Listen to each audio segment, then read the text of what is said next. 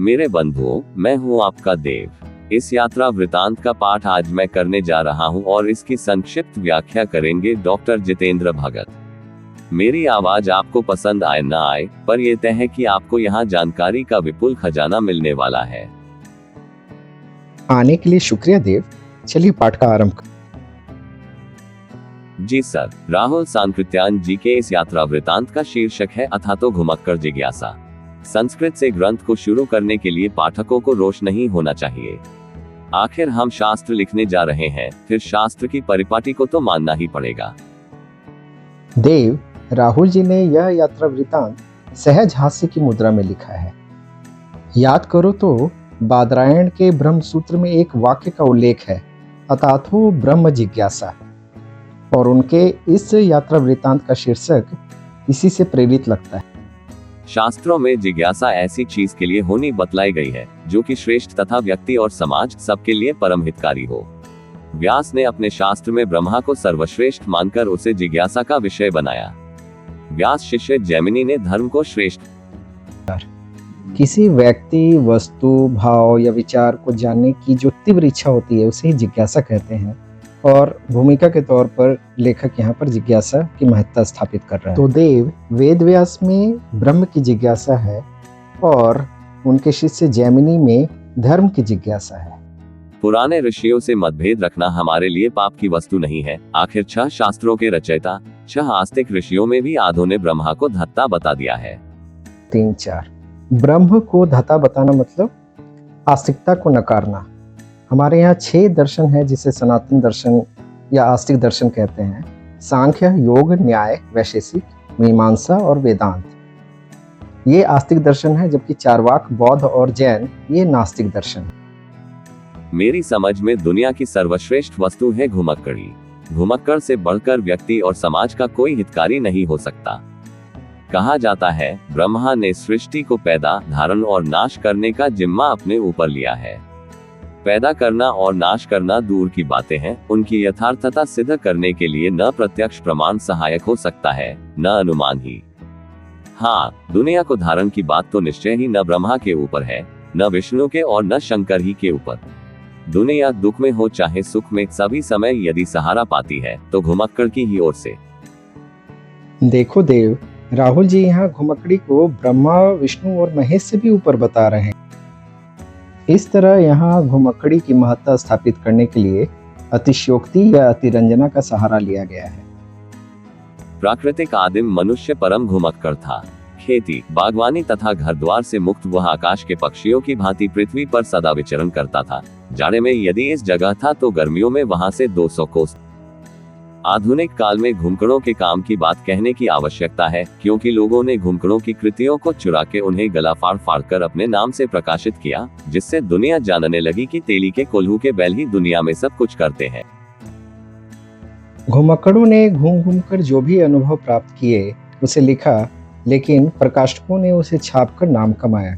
ठीक उसी तरह से जिस तरह से कोल्हू का बैल नाम कमाता है और तेली को भुला दिया जाता है। आधुनिक विज्ञान में चार्ल्स डार्विन का स्थान बहुत ऊंचा है। उसने प्राणियों की उत्पत्ति और मानव वंश के विकास पर ही अद्वितीय खोज नहीं की, बल्कि सारे ही विज्ञानों को उससे सहायता मिली। कहना चाहिए कि सभी विज्ञानों को डार्विन के प्रकाश में दिशा बदलनी पड़ी। लेकिन क्या डार्विन अपने महान आविष्कारों को कर सकता था यदि उसने घुमक्कड़ी का व्रत नहीं लिया होता?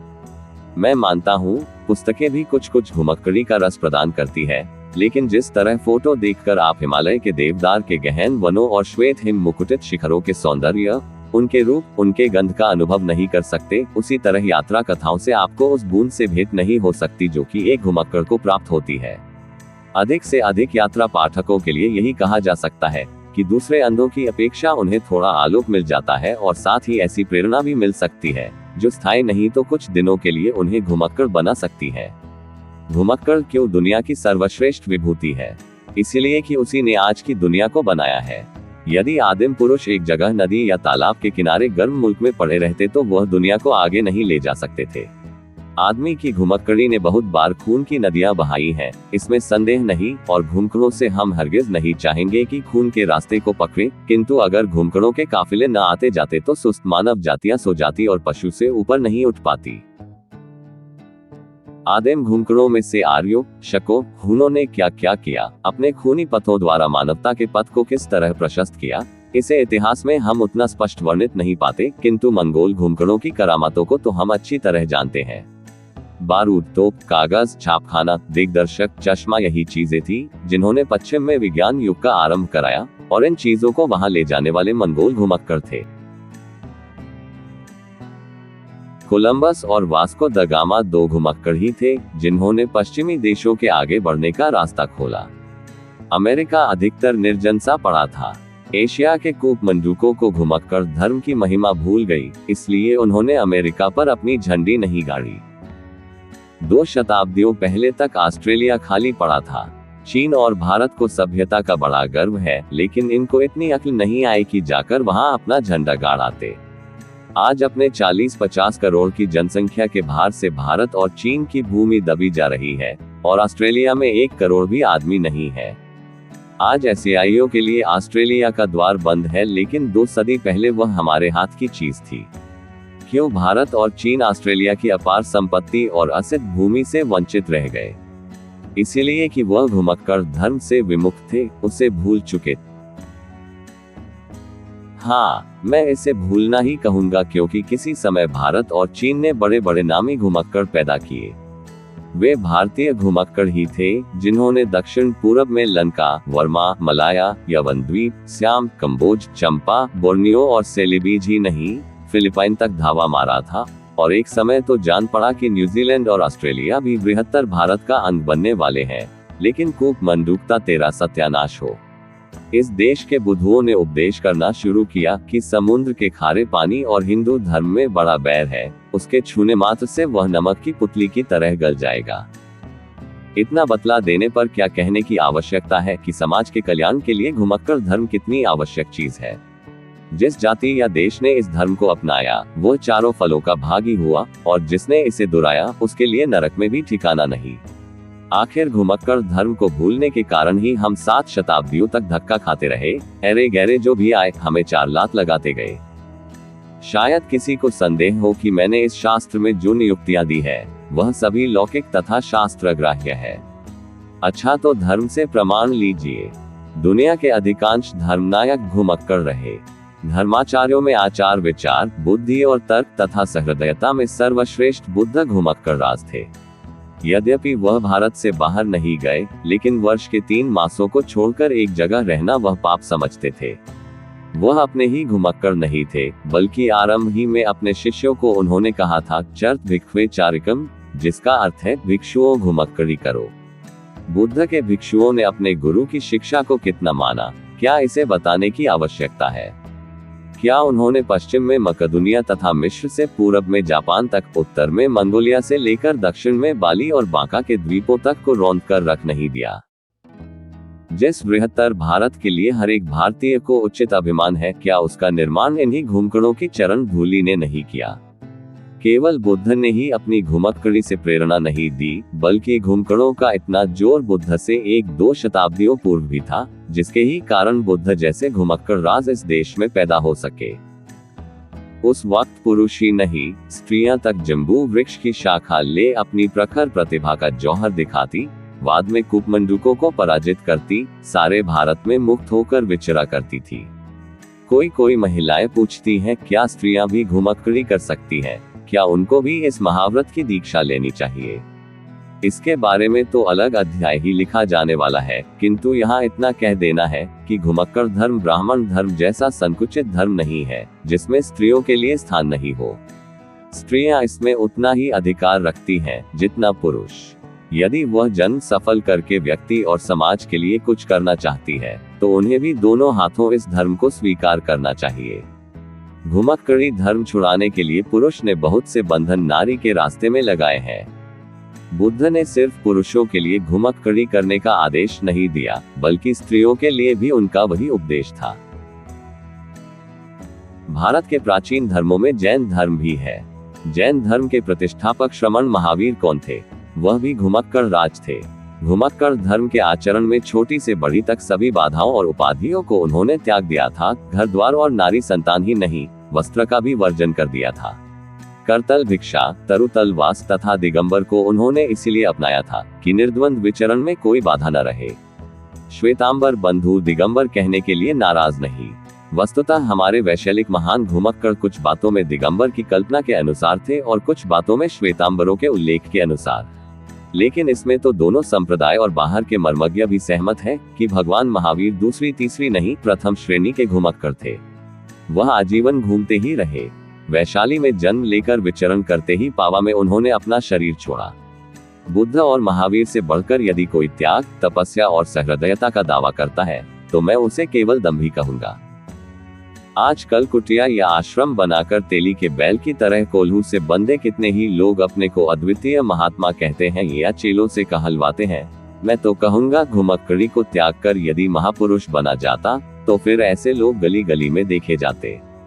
मैं तो जिज्ञासुओं को खबरदार कर देना चाहता हूं कि वह ऐसे मुलम्मे वाले महात्माओं और महापुरुषों के फेर से बचे रहें। वे स्वयं तेली के बैल तो हैं ही, दूसरों को भी अपने ही जैसा बना रखेंगे। देव, तुम्हें याद होगा राहुल जी ने पाठ के आरंभ में ही तेली और कोल्हू के बैल का दृष्टांत दिया था। तब उन्होंने बताया था कि घुमक्कड़ घूम घूम कर अपने अनुभवों को सींचते हैं, पकाते हैं, अर्जित करते हैं और उसे लिखकर कोई दूसरा ही नाम कमा जाता है। महापुरुष और महात्मा भ्रमण करके अपने अनुभव को अर्जित करते हैं, जबकि गुल्लम्मा चढ़ा हुआ यानी परत चढ़ा हुआ महात्मा सिर्फ ढोंग और आडंबरों से अपने आप को ज्ञानी बताता है। राहुल जी ऐसे महात्माओं और महापुरुषों की तुलना कोल्हू के बैल से करते हैं। जैसे तेली भी मेहनत करता है लेकिन नाम कमाता है कोल्हू का बैल। बिल्कुल सही कहा सर आपने। अब आगे राहुल जी क्या लिखते हैं। बुद्ध और महावीर जैसे सृष्टिकर्ता ईश्वर से इनकारी महापुरुषों की घुमक्कड़ी की बात से यह नहीं मान लेना होगा कि दूसरे लोग ईश्वर के भरोसे गुफा या कोठरी में बैठकर सारी सिद्धियां पा गए या पा जाते हैं। यदि ऐसा होता तो शंकराचार्य जो साक्षात ब्रह्म स्वरूप थे क्यों भारत के चारों कोनों की खाक छानते फिरे। शंकर को शंकर किसी ब्रह्म ने नहीं बनाया, उन्हें बड़ा बनाने वाला था यही घुमक्कड़ी धर्म। शंकर बराबर घूमते रहे। आज केरल देश में थे तो कुछ ही महीने बाद मिथिला में और अगले साल कश्मीर या हिमालय के किसी दूसरे भाग में। शंकर तरुणाई में ही शिवलोक सिधार गए, किंतु थोड़े से जीवन में उन्होंने सिर्फ 3 भाष्य ही नहीं लिखे बल्कि अपने आचरण से अनुयायियों को वह घुमक्कड़ी का पाठ पढ़ा गए कि आज भी उसके पालन करने वाले सैकड़ों मिलते हैं। वास्को द गामा के भारत पहुंचने से बहुत पहले शंकर के शिष्य मास्को और यूरोप तक पहुंचे थे। उनके साहसी शिष्य सिर्फ भारत के 4 धामों से ही संतुष्ट नहीं थे, बल्कि उनमें से कितनों ने जाकर बाकू, जो रूस में है, वहां धूनी रमाई। एक ने पर्यटन करते हुए वोल्गा तट पर निज़्नी नोवगोराद के महामेले को देखा। फिर क्या था, कुछ समय के लिए वहीं डट गया और उसने ईसाइयों के भीतर कितने ही अनुयायी पैदा कर लिए, जिनकी संख्या भीतर ही भीतर बढ़ती इस शताब्दी के आरंभ में कुछ लाख तक पहुंच गई थी। देव, जरा ठहर कर पाठ का एक विश्लेषण करते हैं। मेरे 3 सवालों। ओके सर, मैंने ये पाठ पहले भी पढ़ा हुआ है, आप कहीं से कोई भी प्रश्न पूछ सकते हैं।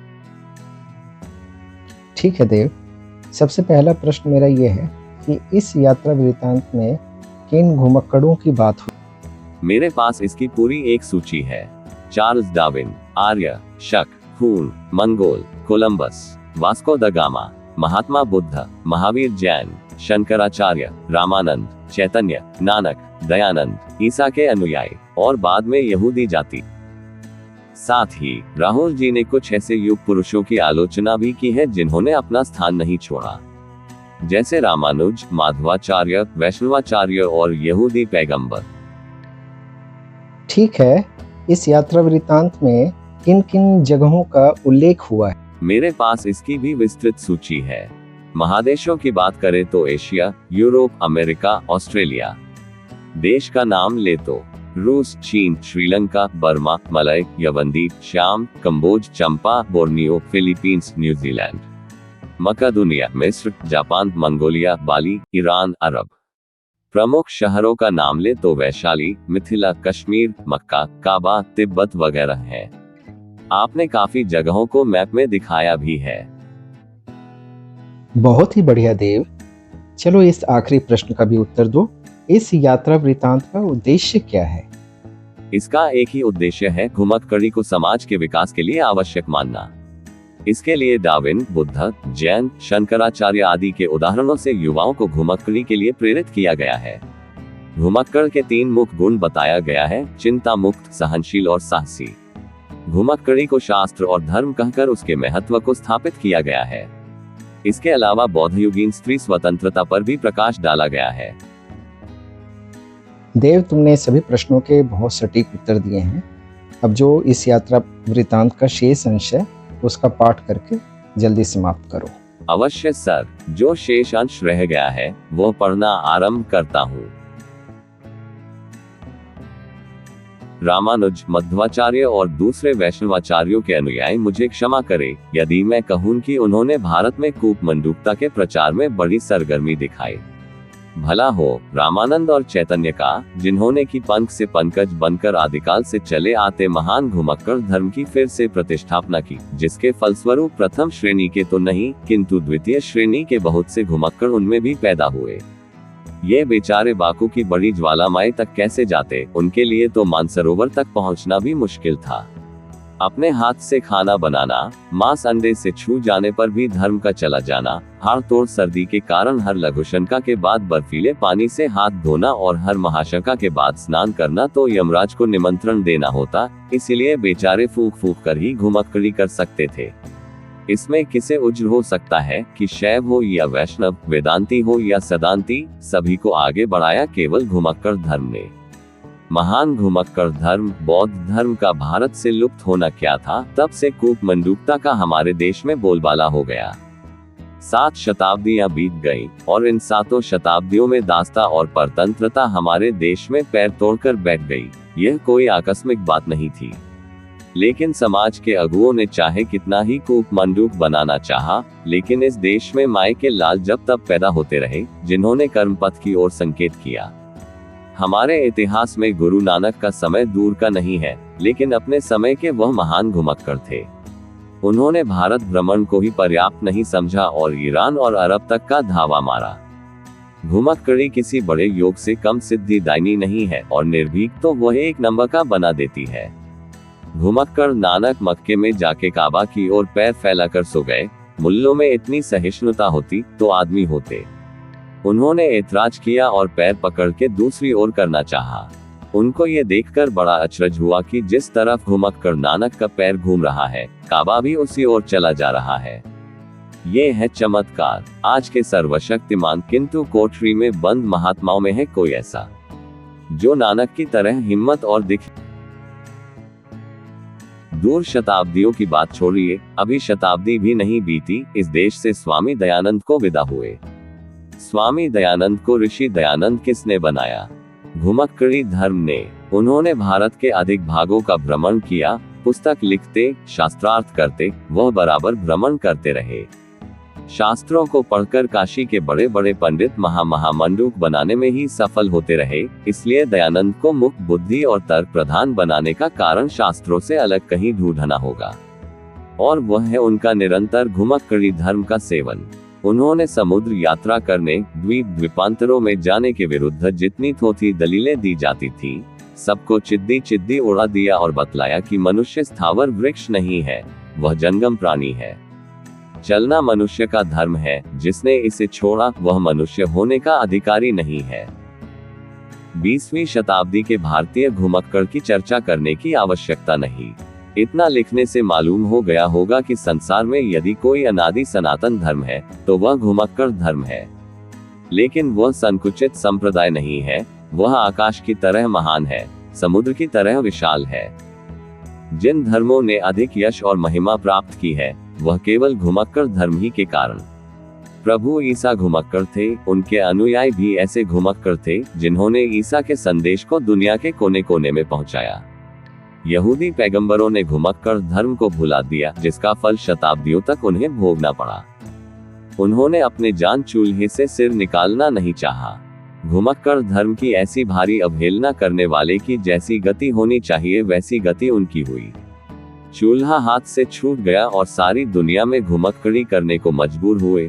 जिसने आगे उन्हें मारवाड़ी सेठ बनाया। या यूं कहिए कि घुमक्कड़ी धर्म की एक चीट पड़ जाने से मारवाड़ी सेठ भारत के यहूदी बन गए। जिसने इस धर्म की अवहेलना की, उसे रक्त के आंसू बहाने पड़े। अभी इन बेचारों ने बड़ी कुर्बानी के बाद और 2000 वर्ष की घुमक्कड़ी के तजर्बे के बल पर फिर अपना स्थान प्राप्त किया। आशा है स्थान प्राप्त करने से वह चूल्हे में सिर रखकर बैठने वाले नहीं बनेंगे। सनातन धर्म पतित यहूदी जाति को महान पाप का प्रायश्चित या दंड घुमक्कड़ी के रूप में भोगना पड़ा और अब उन्हें पैर रखने का स्थान मिला। आज भारत तना हुआ है। ये यहूदियों की भूमि और राज्य को स्वीकार करने के लिए तैयार नहीं है। जब बड़े बड़े स्वीकार कर चुके हैं तो कितने दिनों तक ये हठधर्मी चलेगी। लेकिन विषयांतर में न जाकर हमें ये कहना था कि यह घुमक्कड़ी धर्म है जिसने यहूदियों को केवल व्यापार कुशल उद्योग निष्णात ही नहीं बनाया, बल्कि विज्ञान, दर्शन, साहित्य, संगीत सभी क्षेत्रों में चमकने का मौका दिया। समझा जाता था कि व्यापारी तथा घुमक्कड़ यहूदी युद्ध विद्या में कच्चे निकलेंगे, लेकिन उन्होंने 5 अरबी साम्राज्यों की सारी शेखी को धूल में मिलाकर चारों खाने चित कर दिया और सबने नाक रगड़कर उनसे शांति की भिक्षा मांगी। इतना कहने से अब कोई संदेह नहीं रह गया कि घुमक्कड़ धर्म से बढ़कर दुनिया में धर्म नहीं है। धर्म भी छोटी बात है, उसे घुमक्कड़ के साथ लगाना महिमा घटी समुद्र की, रावण बसा पड़ोस वाली बात होगी। घुमक्कड़ होना आदमी के लिए परम सौभाग्य की बात है। ये पंथ अपने अनुयायी को मरने के बाद किसी काल्पनिक स्वर्ग का प्रलोभन नहीं देता। इसके लिए तो कह सकते हैं, क्या खूब सौदा नकद है, इस हाथ ले इस हाथ दे। घुमक्कड़ी वही कर सकता है जो निश्चिंत है। किन साधनों से संपन्न होकर आदमी घुमक्कड़ बनने का अधिकारी हो सकता है, यह आगे बतलाया जाएगा। किन्हू घुमक्कड़ी के लिए चिंताहीन होना आवश्यक है और चिंताहीन होने के लिए घुमक्कड़ी भी आवश्यक है। दोनों का अन्योन्याश्रय होना दूषण नहीं, भूषण है। घुमक्कड़ी से बढ़कर सुख कहाँ मिल सकता है। आखिर चिंताहीनता तो सुख का सबसे स्पष्ट रूप है। घुमक्कड़ी में कष्ट भी होते हैं, लेकिन उसे उसी तरह समझिए जैसे भोजन में मिर्च में यदि कड़वाहट न हो तो क्या कोई मिर्च प्रेमी उसमें हाथ भी लगाएगा। वस्तुतः घुमक्कड़ी से कभी कभी होने वाले कड़वे अनुभव उसके रस को और बढ़ा देते हैं, उसी तरह जैसे काली पृष्ठभूमि में चित्र अधिक खिल उठता है। व्यक्ति के लिए घुमक्कड़ी से बढ़कर कोई नकद धर्म नहीं है। जाति का भविष्य घुमक्कड़ों पर निर्भर करता है, इसलिए मैं कहूंगा कि हर एक तरुण और तरुणी को घुमक्कड़ व्रत ग्रहण करना चाहिए। इसके विरुद्ध दिए जाने वाले सारे प्रमाणों को भूल और व्यर्थ का समझना चाहिए। यदि माता पिता विरोध करते हैं तो समझना चाहिए कि वह भी प्रहलाद के माता पिता के नवीन संस्करण है। यदि हित बांधव बाधा उपस्थित करते हैं तो समझना चाहिए कि वे दिवांध हैं। यदि धर्माचार्य कुछ उल्टा सीधा तर्क देते हैं तो समझ लेना चाहिए कि इन्हीं ढोंगों और ढोंगियों ने संसार को कभी सरल और सच्चे पथ पर चलने नहीं दिया। यदि राज्य और राजसी नेता अपनी कानूनी रुकावटें डालते हैं तो हजारों बार की तजर्बा की हुई बात की महानदी के वेग की तरह घुमक्कड़ की गति को रोकने वाला दुनिया में कोई पैदा नहीं हुआ। बड़े बड़े कठोर पहरे वाली राज्य सीमाओं को घुमक्कड़ों ने आंख में धूल झोंककर पार कर लिया। मैंने स्वयं ऐसा 1 से अधिक बार किया है। पहली तिब्बत यात्रा में अंग्रेजों, नेपाल राज्य और तिब्बत के सीमा रक्षकों की आंख में धूल झोंककर जाना पड़ा था।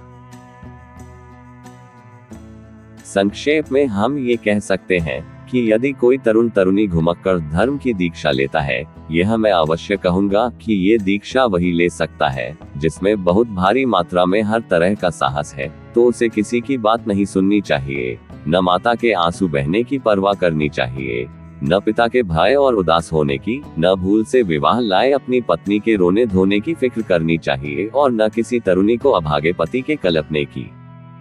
बस शंकराचार्य के शब्दों में यही समझना चाहिए, निस्त्रैगुण्य पथि विचरत को विधि को निषेध। मेरे गुरु कपोतराज के वचन को अपना पथ प्रदर्शक बनाना चाहिए। सैर कर दुनिया की गाफिल, जिंदगानी फिर कहाँ। जिंदगी गर कुछ रही तो नौजवानी फिर कहाँ। जिंदगी में मानुष जन्म एक ही बार होता है और जवानी भी केवल एक ही बार आती है।